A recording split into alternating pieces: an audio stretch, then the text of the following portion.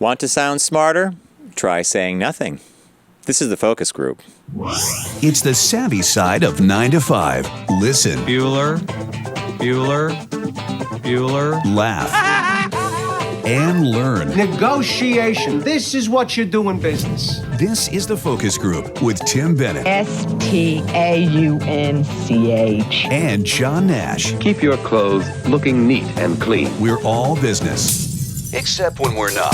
Reformat a little bit. Welcome to the focus group. John Nash here with my good friend and co-host, Mr. Tim Bennett. Find us. Plaid today. Very nice. Find us at focusgroupradio.com. That's the URL for all our show's information about me, Tim, and of course, this broadcast. And we'd like to introduce you to the Tuesday podcast called Unbuttoned. We usually tackle 3 topics, about 20 minutes long. Put that on your list, and I think that it was told to me that that's a commutable show or for a workout. It was a Stairmaster or a car drive. 20 minutes. 20 minutes. You're in and out there. So, welcome to the new week. Thank you, Mr. Nash. It's October.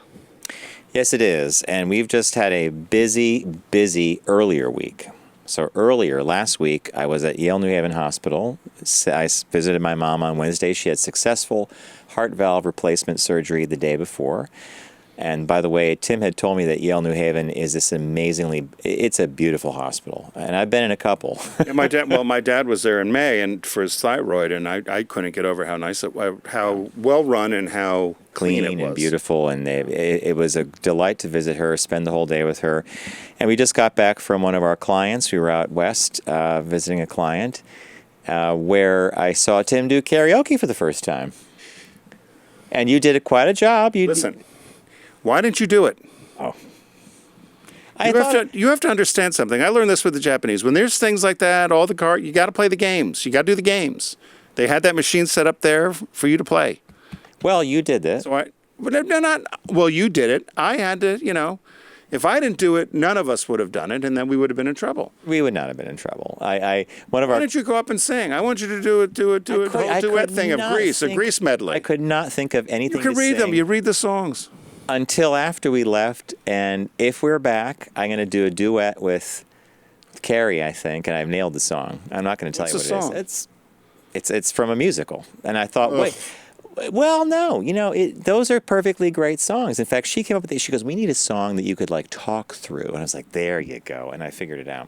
A talk-through song in a musical. Well, no, you sing, but musicals are like What musical is it? anything goes. Oh, I know what it is. In olden days, a glimpse. Is that what it is? Did you pick something gayer? I did White Wedding with Michael. I thought we brought down the house. Now there was nobody there at the time. No, we were laughing. I was standing with. I can't sing. You actually sounded okay, but I can't sing. But I want to let everybody know that prior to the getting up to the karaoke stand, we were told emphatically that nothing's happening. I'm not experiencing something, and then suddenly you're belting out tunes and dancing up on stage. Because I learned when I worked with the Japanese, when there's a karaoke machine, everybody is expected to do at least one song, and we had cycled through everybody doing a song, and they were waiting for us, and I forget what song. I did Harper Valley, and then I ended up doing too many. Yeah. I did Harper Valley PTA. That broke the ice. Harper Valley PTA. I did Fernando with the polo player. I had part of it in Spanish. Yeah, you did. I did White Wedding. Grease medley. White Wedding. Medley was no. Because they mixed the songs in a weird way. Yeah, it wasn't the best of karaoke medleys, let's put it that way. But you did a great job. But at one point, one of our clients looked straight at me and she says, "You don't want to do this, and you're not going to do it." And I said, "I don't feel like doing it now." And she goes, "I'm just going to stop bothering you." And she laughed. And then we all laughed. And she's like, "I'm going to stop bothering you about it." And we were free. And David says to me, "Free." You didn't do it either. No. You were the only 2. 3. The host doesn't have to do it. But I was mad at you. You didn't do it. You weren't that mad.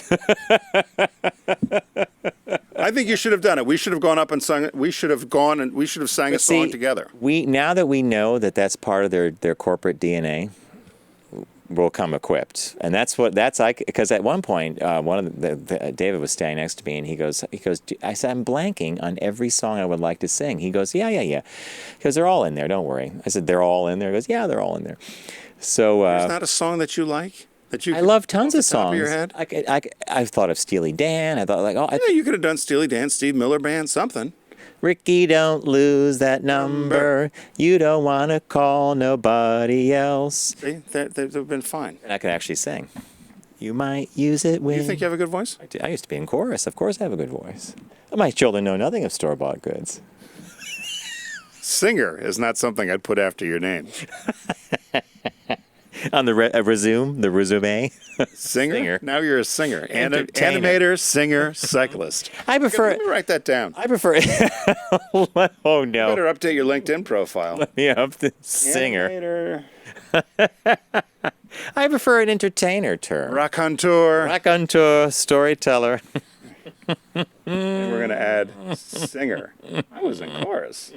I made All-State chorus, too. Sounds like what's her name on the I Love Lucy. I was senior shenanigans at the Rappahannock School for Girls. I had no idea you had so much talent. Senior shenanigans. I was mistress of ceremony, culminating my high school career as mistress of ceremonies at the Rappahannock School for Girls. You do bring up a great point, though, about that kind of thing. When I hate when they roll that stuff out, when participation stuff. Mm-hmm. Now, earlier, by the way, I hate that at weddings too. By the way, I hate to do the stupid throw the thing, catch a thing. I disappear. I go to the bathroom. The garter, the whole bit, all that stuff. However, there were 4 kids at this barbecue that they had, 2 little girls, beautiful little girls, and 2 guys. And they were just, I hung out with the kids for quite a while. And in fact, both their parents like, you're really great with kids. You should have, I'm like, no, I'm good with kids at this age. I don't want, I mean, because they're kids. They were collecting, they had a piñata. Which was great. I've never seen such good piñatas. That candy in there was unbelievable. I was shocked because usually the piñatas you buy somewhere it's junk. Yeah, but this was all grade real, A candy, real stuff, good stuff. Yeah, and I found out from one of the fathers, from Reed actually, that the next day, he and his wife had to kind of because remember the girls had these cowboy hats, they were filled with candy. So I think what they did is when the girls were sleeping, they might have kind of drained some of the candy off, and then he took it into the office and distributed it at the ranch. Because you don't want, they were bouncing off. Those kids were bouncing off. They had a great time, but they were bouncing off the walls. Well, when they had all that candy, I heard him suggest maybe we'll skip Halloween this year. Kids were not going to have any of that. Nothing doing. You know what I love, though? Like one of the boys there, I forget how old he was. I said, let's decide who's stronger today. You know what I love about kids? Without even hesitation, he knew. I'm stronger. I'm gonna beat you. I'm stronger. So we played the game where you hold your arm up and you have to push it down. And he's practically standing on my arm to get it down, but he eventually gets it down because full weight leverage, and he starts, I'm stronger than that guy over there. I'm stronger than him. And you have to just laugh. Did you do it with him, or were you like Mommy Dearest? Lost again. Who wants to play strong arm? I will always be faster, bigger, and stronger. That's you lost again. Who wants to go swimming? I do. I'll race you across the pool.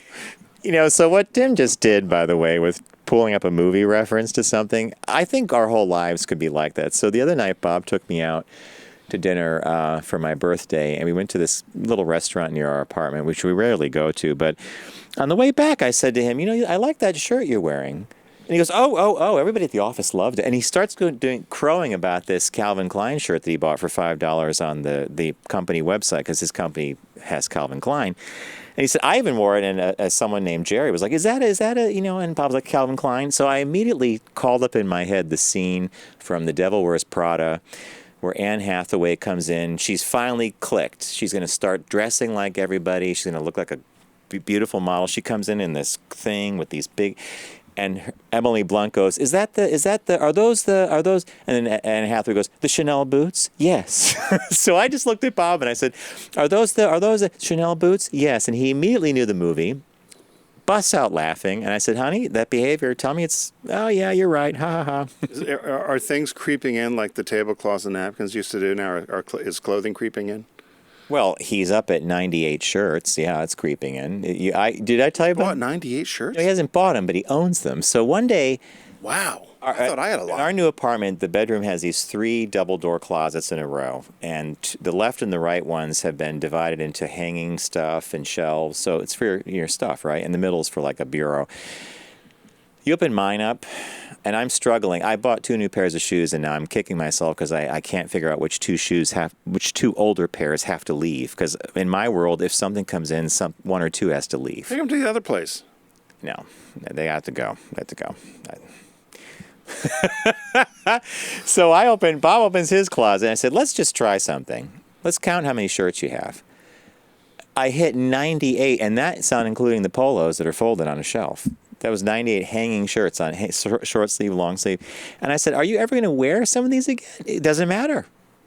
And so, yes. Got it for $5. That's exactly what happens now. So he gets this amazing employee discount, which, by the way, if you contact him for any of this stuff, because he'll go on when it's on sale for 40% off, and then he gets another like 30 or 40% off. Wow. I got 2 pairs of shorts and a bunch of stuff for maybe $36 from, it was all Tommy Hilfiger stuff. So yeah, no more dish towels. But now you're on to shorts and No. t-shirts and polo shirts. And Shoes, hats, gloves, shoes, shoes. Dong, you could have just said, you could never have too many accessories. what kind of shoes they have? Any shoe that's made by Calvin Klein or Tommy Hilfiger. Really? Yeah. Interesting. Huh. I didn't know they did shoes anymore. Sometimes he sneaks stuff in too. Well, he does. So there'll be came up from the lobby one time, and my doorman said, "Oh, I had a package for you," because I went out to the grocery store. I came back. He said, "I had a package for you, but Bob took it up." I go upstairs, and I thought the package was for me, so I open the door, and there's a counter. Our kitchen's counter is like right near the front door. And there were 2 letters for me, a bill and something else. And I was like, I wonder where the package. But I didn't say anything. 2, 3 days go by, and suddenly Bob comes out in a new shirt. And I'm like, was that the package from 2 days ago? And he just kind of smiles and, well, it could have been. I'm like, oh, now the clothing's coming in under dark of night or cover of night. That's what's happening. I'm not being told about these things because, I have an opinion about this. I think 98's a bit high. I think he could get by with 23 shirts. Or how about 10? How about you don't care? Like, why do you care? You're something else. Tim, oh, yeah. Okay. I remember the incident clearly now. We had just got our new cars. You're driving a Tiguan, and I'm driving an all-track wagon. And I was griping about something. We were at a photo shoot. We were photographing product. And this is what I love about Tim. Tim always kind of like takes me down to earth or pops the bubble or drains the wound, whatever you want to call it. But I'm up in arms about thinking that I was overpaying for something. By the way, I ended up not. It was all okay. But you're hearing me go on and on and on about I didn't this and this. This was and the 3rd day of it. Yeah, this is the 3rd. I didn't know it was 3 days. Yeah. Start on the phone. Then it goes an email. Then it shows its head when you're in person. At the photo shoot. So you don't say a word. We're walking out to our cars, and I start again, and you just raise your hand, and you said, it's done. It's over. Done. It's Move in the on. past. Leave It's it over. alone. Move on. But, Like, okay. but that was actually the slap in the face I needed, like the bucket of cold water, because I thought, it's in the past. It's over. Nothing you can do about it. It's done.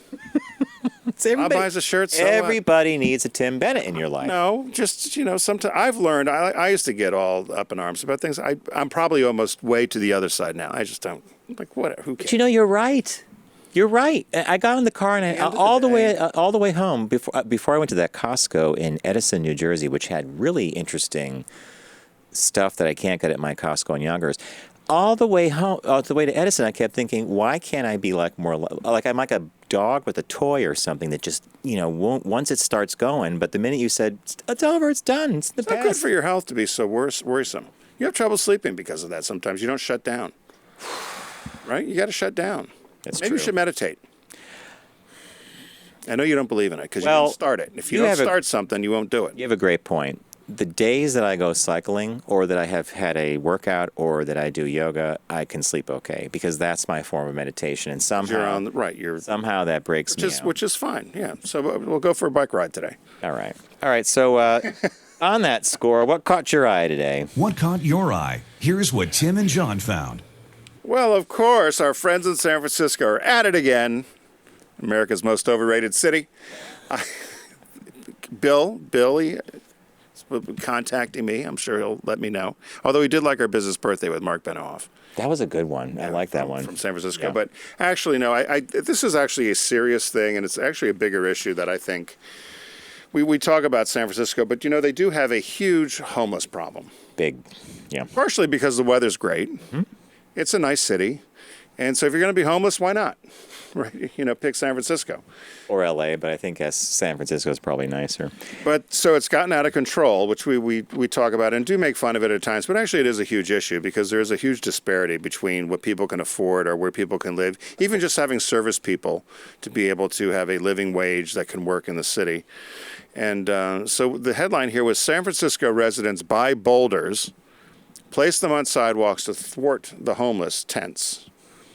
So the residents of a San Francisco side street are so fed up with all the tents that are pitched on their sidewalk by the homeless people that they've trucked in tons of boulders to discourage the camping. So this is about 24 of these massive rocks weighing hundreds of pounds each created a half a block stretch between Clinton Park and a side street off Market and Dolores Streets. This is like downtown Park. San Francisco, Right. near where we stayed that one time by that Mark Twain Hotel, right? Right, so it created a barrier for half a block stretch of Clinton Park, which is a side street off Market and Dolores. The boulders don't block the sidewalk, but they do limit a space available for tents. So other neighbors were up in arms about the whole thing. So a lot of people are in San Francisco, taking enforcement into their own hands because they can't move the homeless along. And the reason they did this on this street, they said, is because it was a place where a lot of people would shoot up. And so, they're in these houses and they got kids and whatever, there's needles and all this stuff. They said it's an area frequented by drug users who shoot up and then end up staying overnight. Jennifer Friedenbach on the Coalition for the Homeless says this is an example of anti-homeless architecture. She said, we have 1,200 people on a waiting list for shelters tonight alone. These people have nowhere to go. 1,200. Just for that night, she said. That's an enormous number. Oh, my God. The city said that they will not remove the boulders because they don't block the sidewalk.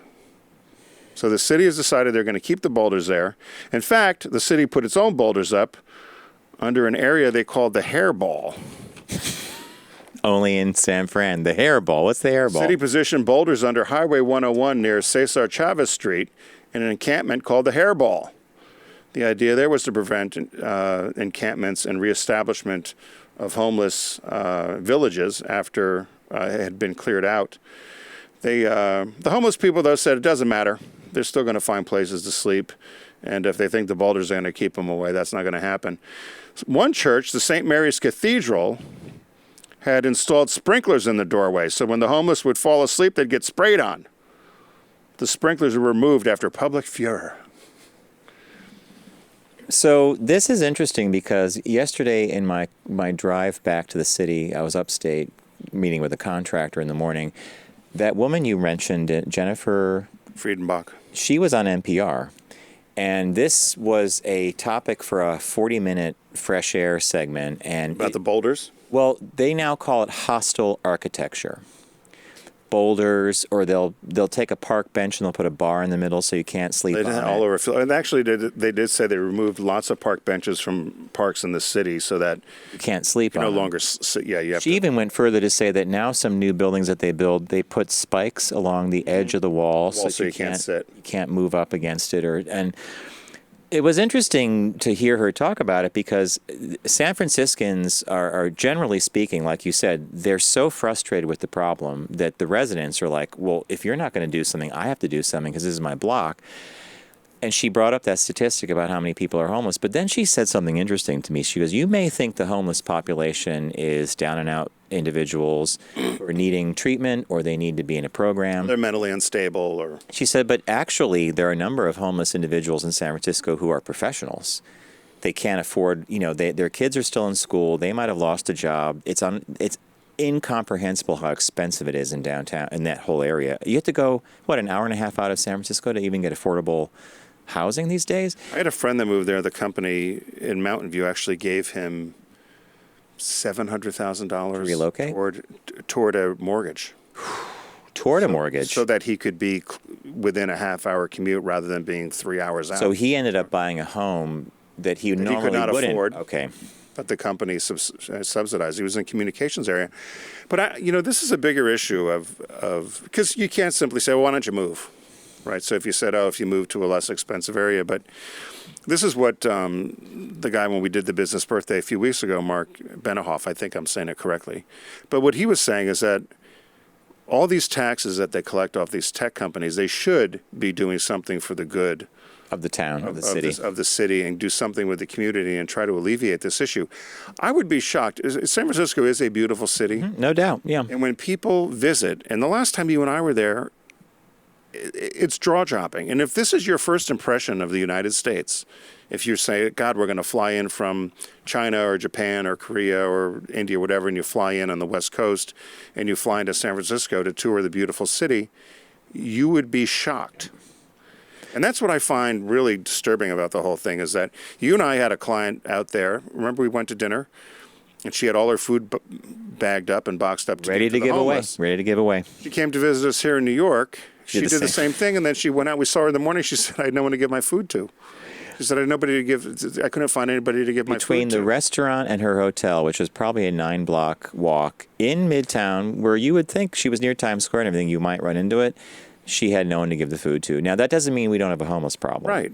We do. And in fact, the city, New York City, works really hard to shuffle this off to the side so you don't see it. I mean, in my old neighborhood, buses used to arrive at a synagogue up the block from me that acted as a shelter at night. Yeah. And people would get off with like sleeping bags and stuff. And sometimes you'd see these people getting off the bus that look completely like, what are you getting off the bus for? It's a big problem, but this is a new chapter, right? Hostile architecture. Well, because if you had just bought a condo and you paid $1 million for a little 2-bedroom condo in San Francisco, and you had 2 little kids that want to go out on the sidewalk, and there's a bunch of needles there because the junkies were shooting up. How do you explain it? And are you afraid? And yeah, that's what she said on NPR yesterday too. The homeless advocate Jennifer. She was like, a small percentage.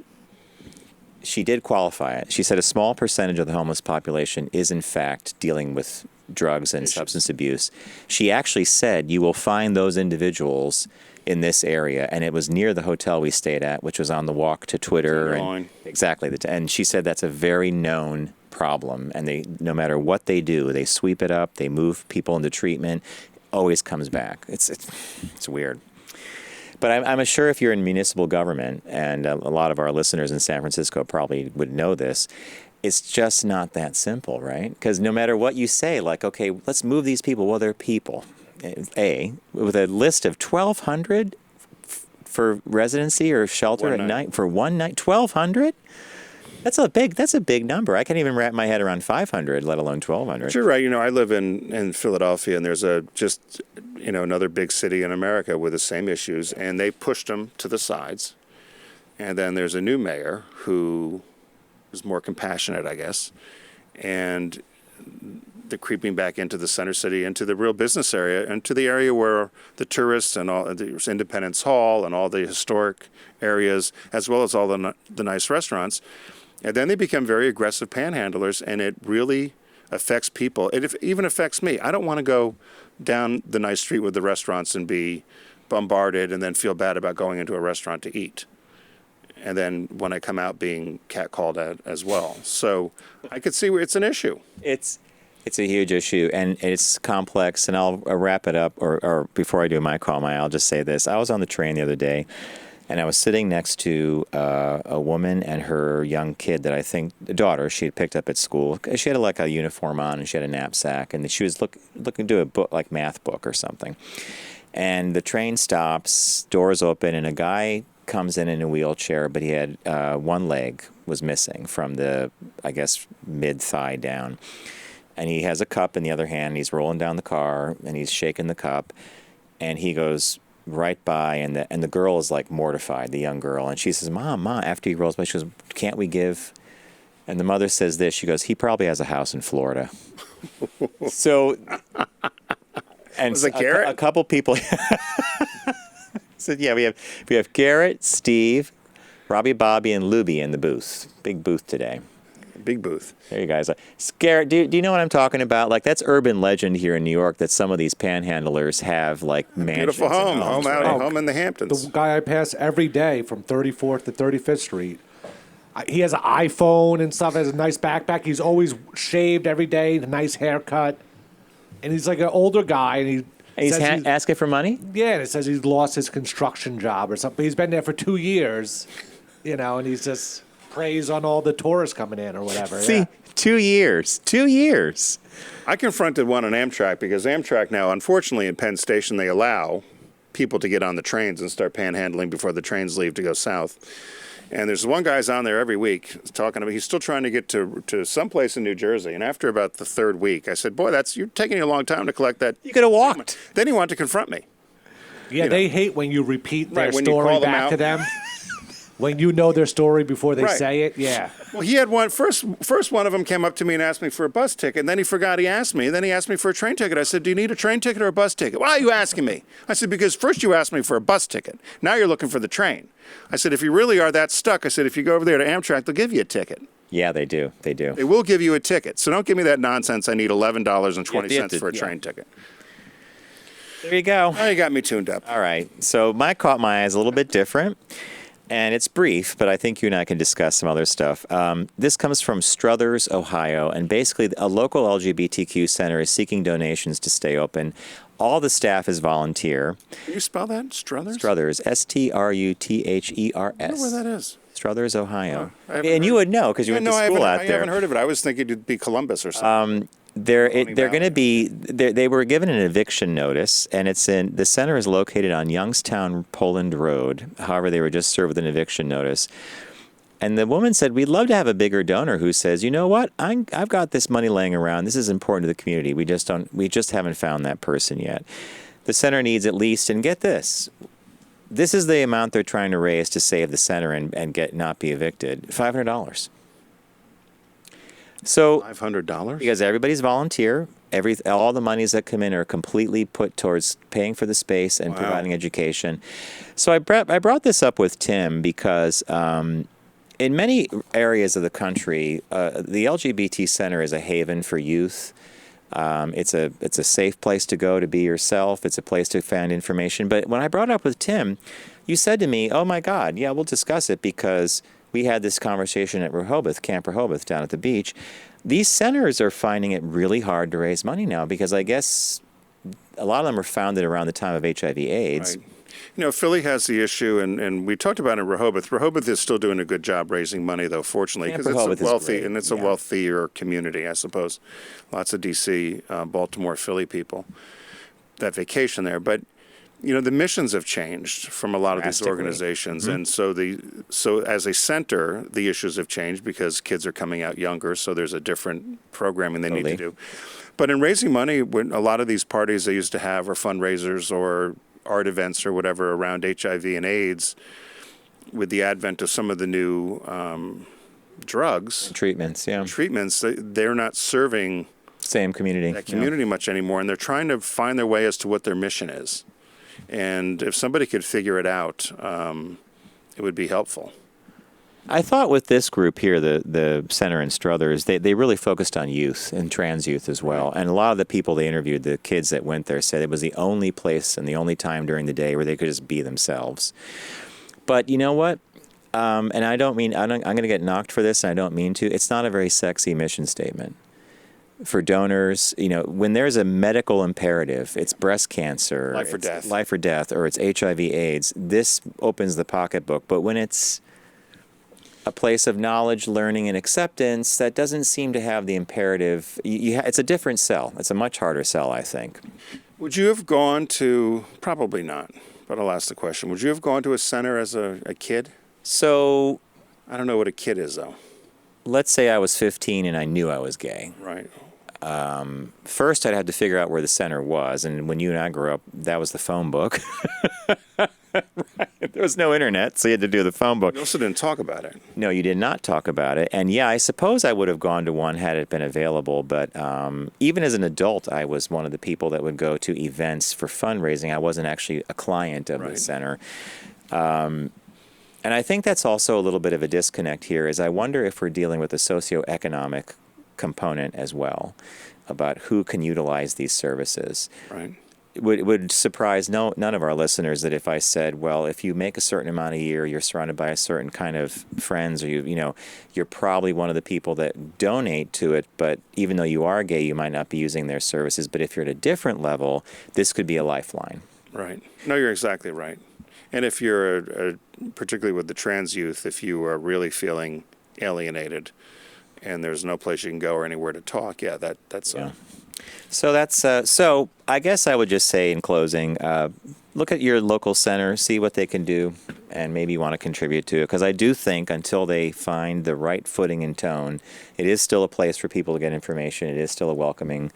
Well, I wondered by that because source. I think it sounds like they're near Youngstown, Ohio, and I was wondering whether there was With the road like Youngstown, Poland Road, right? right, and so I'm wondering if there probably is a bigger organization maybe in Youngstown, because Yeah. maybe this one it was just small or something. But hey, listen, if somebody wants to volunteer and put the organization together, then by all means. But donate to your local LGBT organizations, right, John? Who's your business birthday today?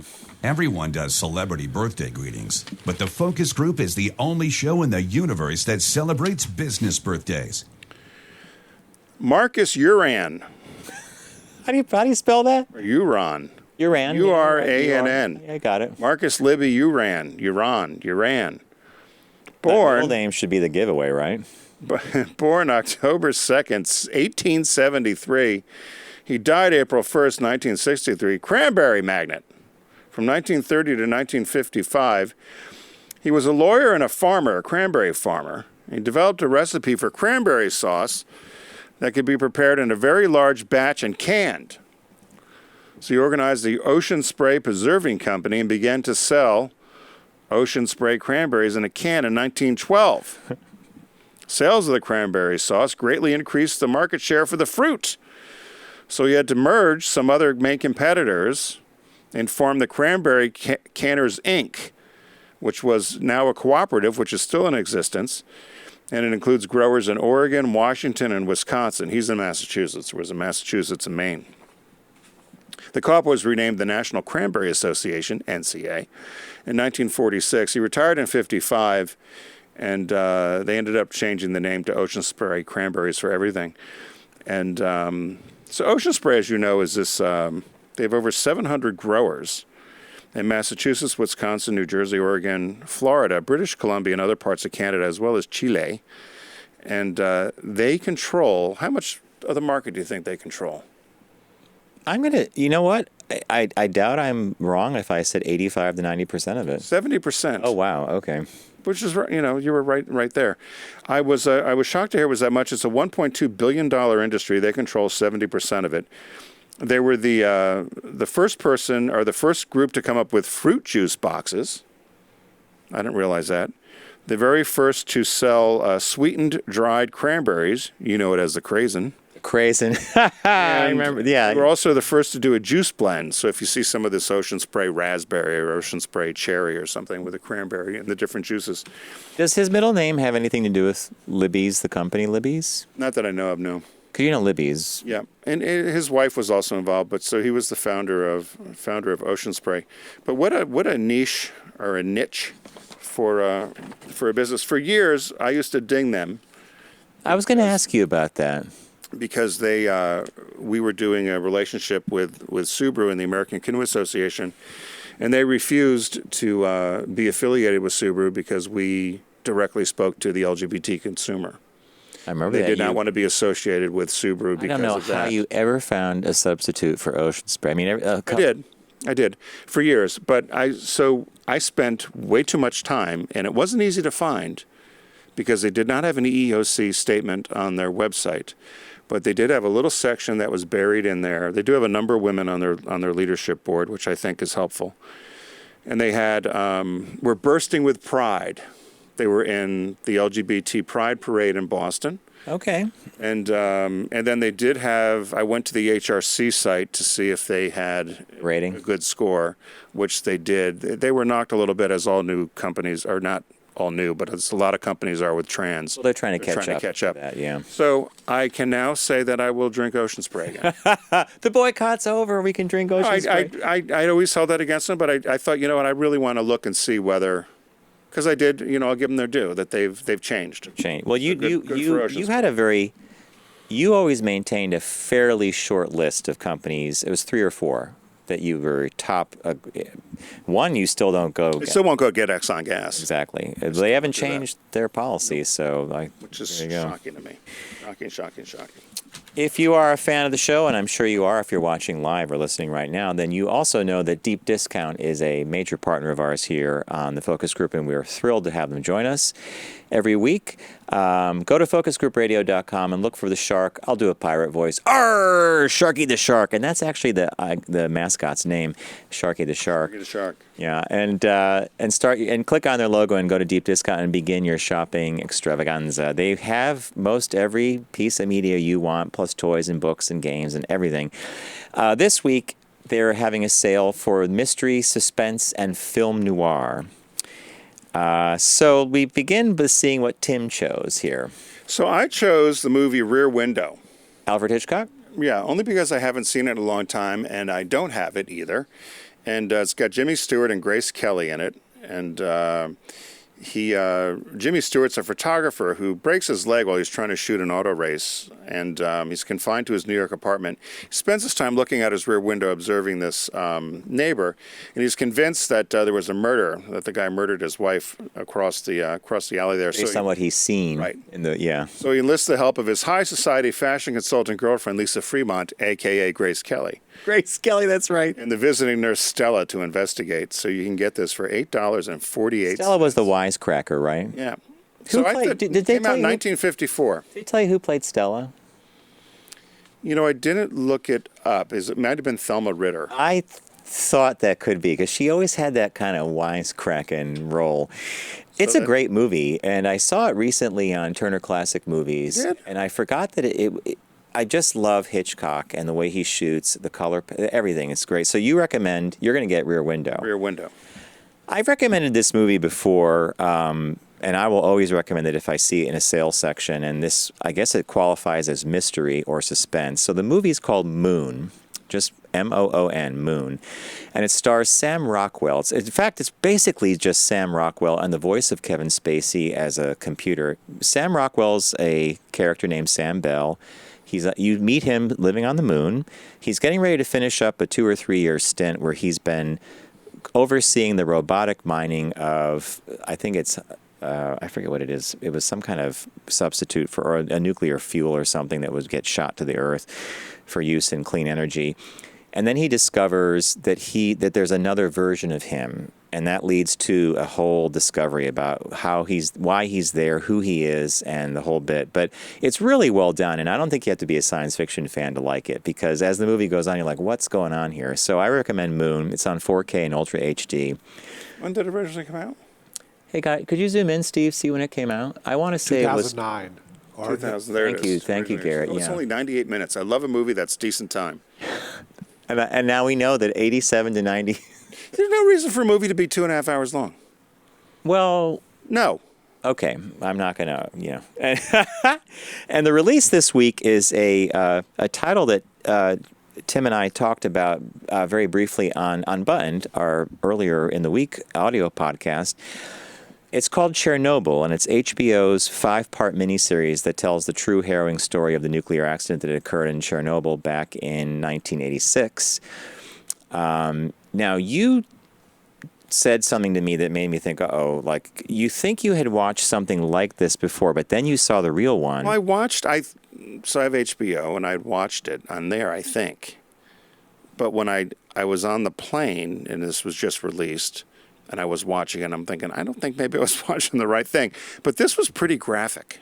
There was another Chernobyl that, either was a docuseries or something that came out around the time HBO released this, and I was bored to death. I ended up falling asleep. This one you actually... This one, brought me right in,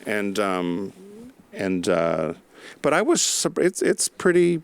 I thought for me, because I'm a little baby. When you tell me that you looked away, Yeah, I looked away, it tells me everything I need to know. and there was actually a warning. Wow, one of the graphic warnings, yeah. So head over to focusgroupradio.com, click on the deep discount logo. It's Mystery, Suspense, and Film Noir sale going on.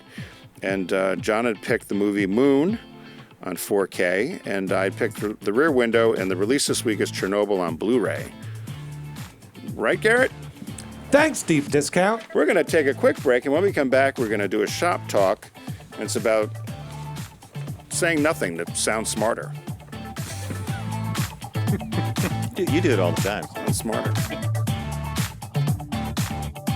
You're listening to The Focus Group with Tim and John. Learn more at focusgroupradio.com.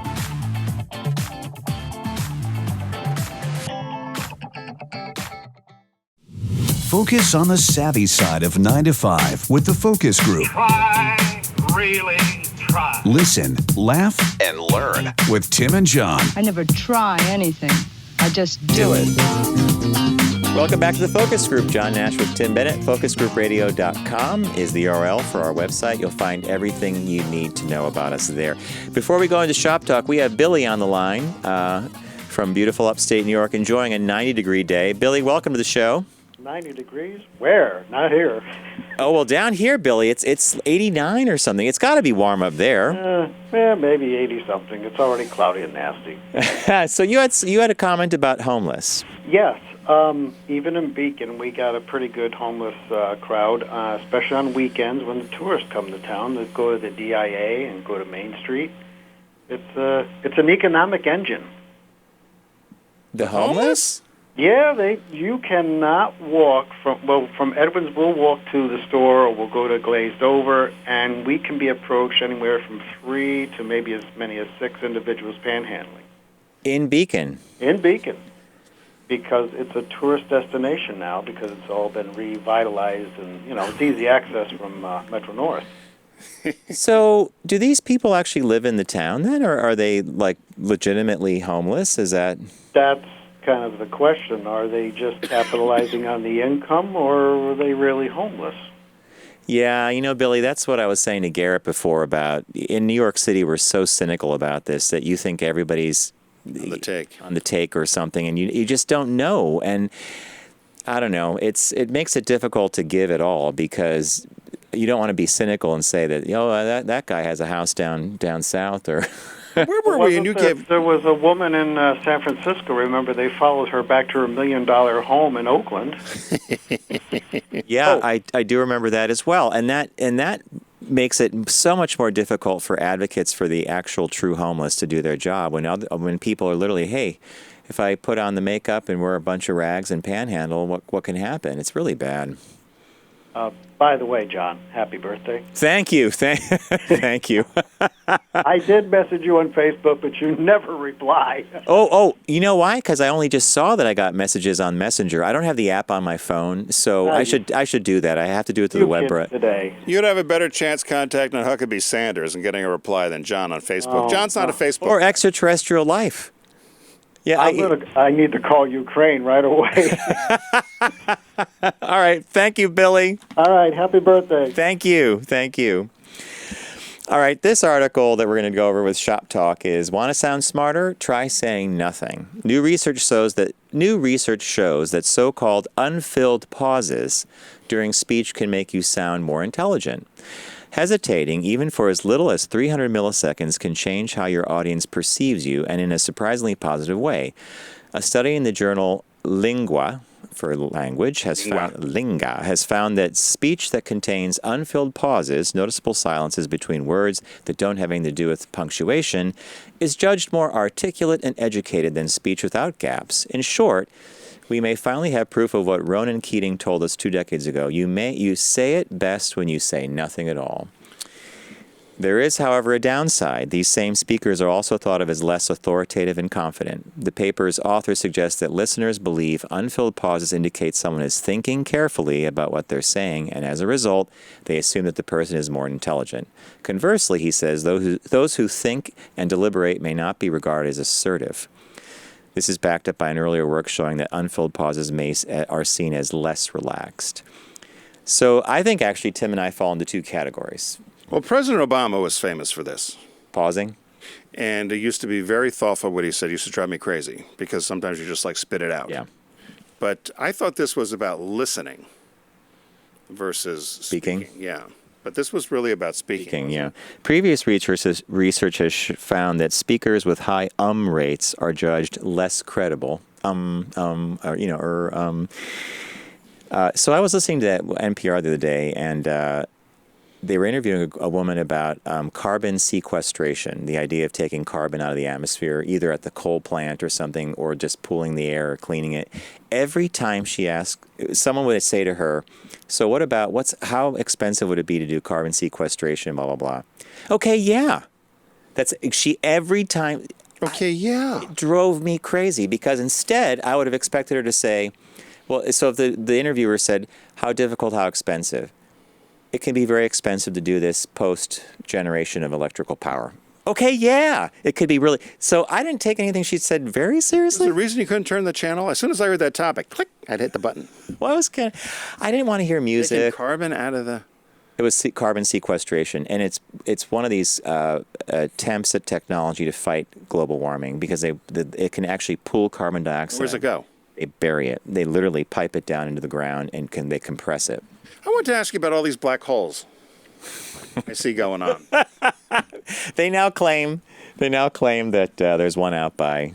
But when they say they're sucking stuff in, there's apparently one out there that's sucking stuff in. Where's that stuff going? I don't know. It's the size of a bowling ball or something. A bowling ball? They're tiny, but I they're thought powerful. they were huge. Hey, let's go to Don in Alabama. Don, how you doing? I'm great. Actually, that black hole is approximately, if you were to put a physical dimension on it, pretty close to the size of the Earth. A bowling ball, he's telling me. Yeah, thank you. And Tim, if you think about it this way, an atom has about as much space between its nucleus and its orbiting particles as our solar system does. So when you put something under that much extraordinary gravity and you press it all the way together, you've got a lot of space that you can compress something to. Wow. So, and you eventually tear apart those subatomic particles, and all you have is energy. So a black hole is really just a mass of intense energy. Where's everything going?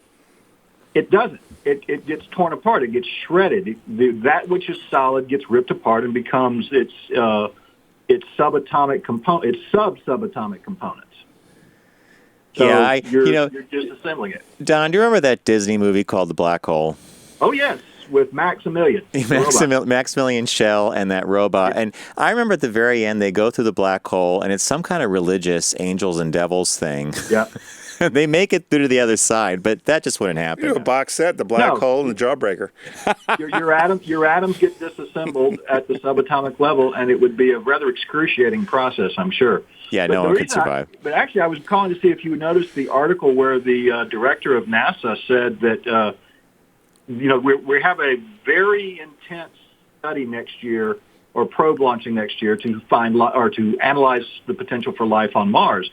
And he's saying that they may not release that information because they don't think that people on Earth would be ready to deal with the consequences of knowing that there is life outside of this planet. Yeah, I read that. There was an article on CNN about it, and they said they were concerned that if they were going to dig deep into the core, that they're almost certain that there's some form of life. Yes. But why would you get upset if there was some little amoeba? I mean, I think you're crazy if you don't think that there's other life out there. There was a book written in the late 60s I read once called The Jesus Factor, and the underlying premise of it is that what if you discover something that fundamentally destroys the underpinnings of religious ideologies on Earth? And most major religions on this planet are human-centric. And if you do away with that, do you fundamentally undermine religious beliefs? Adam and Eve with belly buttons. Yeah. Don, it's an interesting, and I know the book you're referring to, and often this theme appears in science fiction frequently, a post point where citizens of Earth have discovered that there is life out there. What does organized religion do to respond to it? What did they say? But it's usually dealt with like an intelligent species as opposed to microbial proof. But that's an interesting thing that they decided they're going to just bury the results. I mean, I hope they don't. I would like to know. But if you find microbial life on a planet in the Goldilocks zone in this solar system, and right now we've identified close to 3,000 planets in the Goldilocks zone around other stars, then the probability of life on other worlds goes up a factor of 1,000,000. Exponentially. Yeah. And the possibility of intelligent life goes up equally. And, the point that the book explores is, do they have a God? Is it the same God? Is it a different God? So it gets into some interesting things, but just, the human species having to deal with the fact that we're not it. It's an interesting thought experiment. Yeah, and by the way, for our listeners, and if Tim, do you know what the Goldilocks zone is? You do. What is it? It's a place where other life can exist similar to Earth. Yeah, it's a the way the sun is. It's a specific orbital distance. You think I'm a total moron? How about, Timmy, do you know what the Goldilocks zone is? And it was looking at me, what is it? Now, if Tim said, this bed is just right. That's right. It's the place where the three bears went. It's the little house where they went. I know you don't think I know what's going on, Nash. Hey, Don, thanks for chiming in today. It's great to speak with you, and thank you for your NASA tip. You have a good show, guys. Thank you.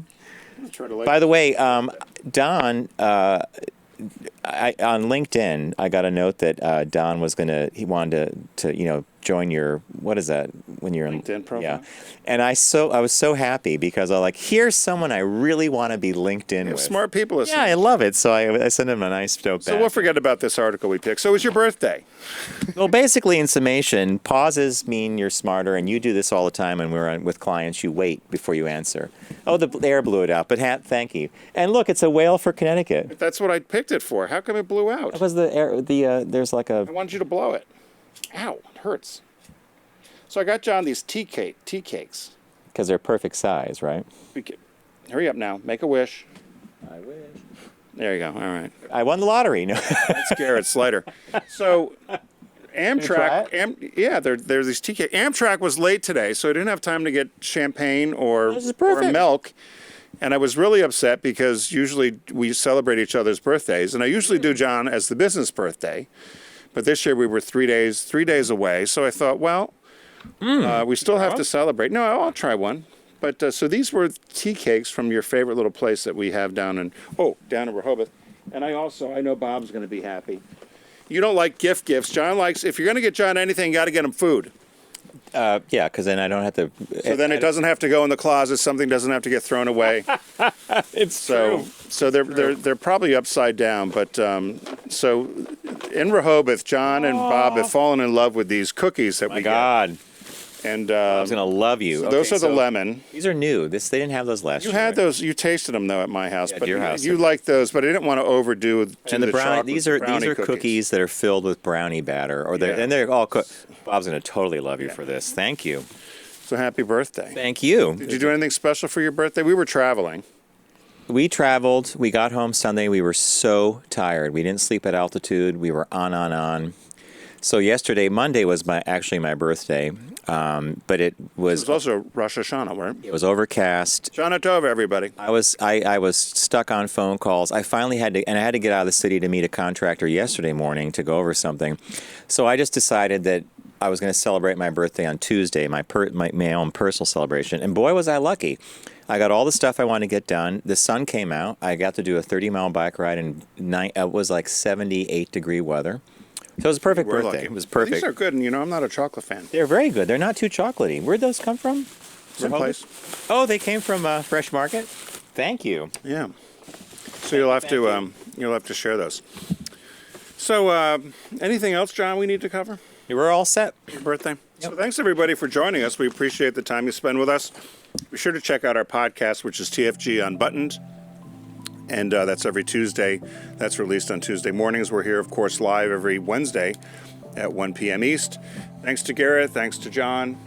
Thanks to Robbie Bobby. And is Luby? Is that the... Luby was there. And now it's Drew back there. That was Drew. Gosh, we're moving. Thanks to our friends at Deep Discount. It's the mystery, suspense, and film noir sale going on. I picked The Rear Window. John picked Moon on 4K. And the release this week is Chernobyl. Remember, everybody, be safe out there. Don't text and drive. Arrive alive.